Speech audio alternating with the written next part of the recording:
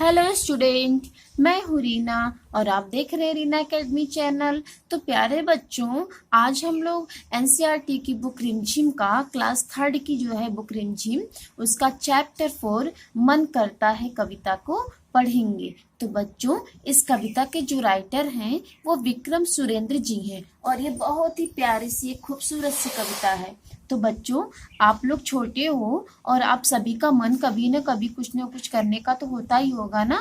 तो ऐसे ये कविता है और इस कविता में एक छोटा सा प्यारा सा बच्चा है और उसका क्या क्या करने का मन करता है उसी के बारे में इसमें कवि जो है विक्रम सुरेंद्र जी ने इसमें लिखा है। तो सबसे पहले आइए हम इसकी रीडिंग करते हैं और समझते हैं।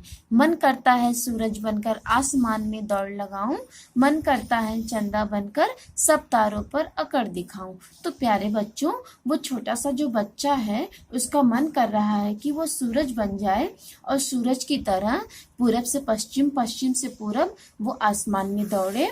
फिर उसका मन है कि वो चंदा भी बन जाए और चंद्रमा बन करके तारों पर अकड़ दिखाए, यानी तारों पर अपना ध्वज जमाए। मन करता है बाबा बनकर घर में सब पर ध्वज जमाऊं।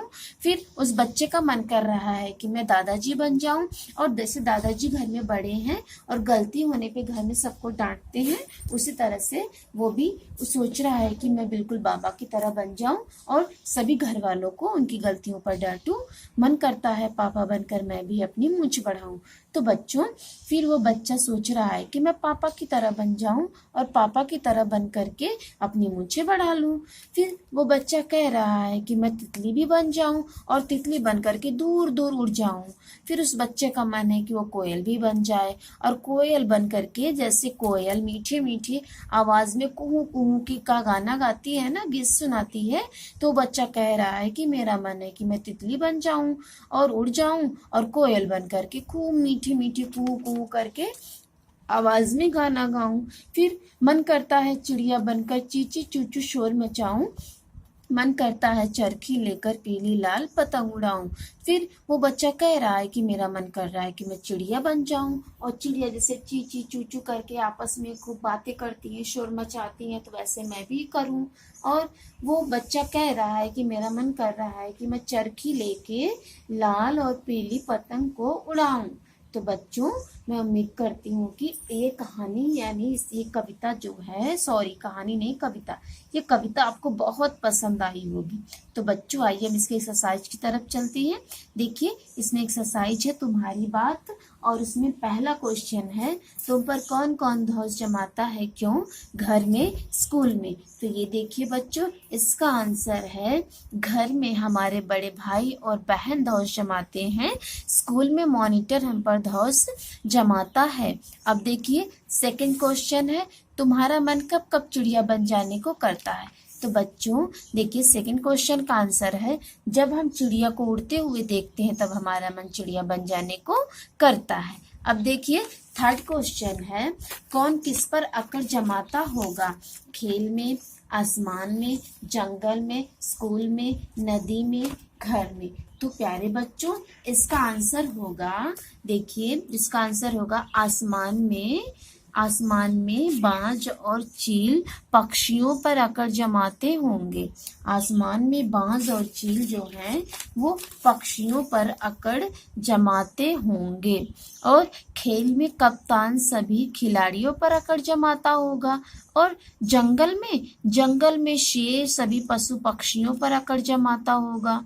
और नदी में व्हेल मछली जो है वो सभी जीवों पर अकड़ जमाती होगी, क्योंकि जो व्हेल मछली है ना बेटा, वो व्हेल मछली सबसे बड़ी, बहुत बड़ी होती है, वो बहुत बड़ी होती है, वो चाहे तो जहाज को भी निगल सकती है। इसीलिए नदी में जो है व्हेल मछली सभी जीवों पर अकड़ जमाती होगी। ये हम केवल कल्पना करते हैं बेटा, केवल ये हमारी कल्पना में है, रियल में ऐसा नहीं है। ठीक है बच्चों, तो अब देखिए यहाँ पे तुमने तरह तरह की मूछें देखी होगी।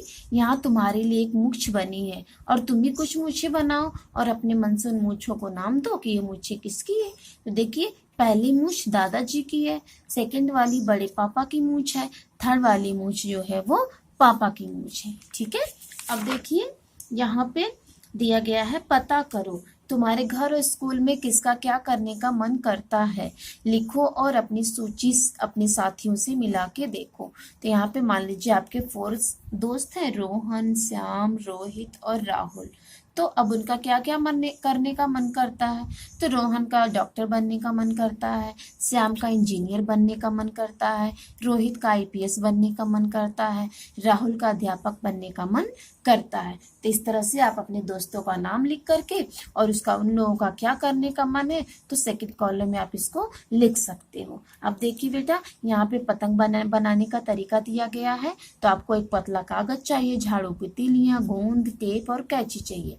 तो सबसे पहले यहाँ पे जो दिया गया इस तरह से चौकोर कागज को काटिए, फिर इसमें टेप और गोंद की सहायता से 2 तीलियां चिपका दीजिए जैसा चित्र में दिखाया गया है। और एक तीली के निचले हिस्से में पूंछ के लिए एक तिकोना टुकड़ा काटकर चिपका दीजिए और आपकी पतंग तैयार है। और आप जाइए अब पतंग को उड़ाइए।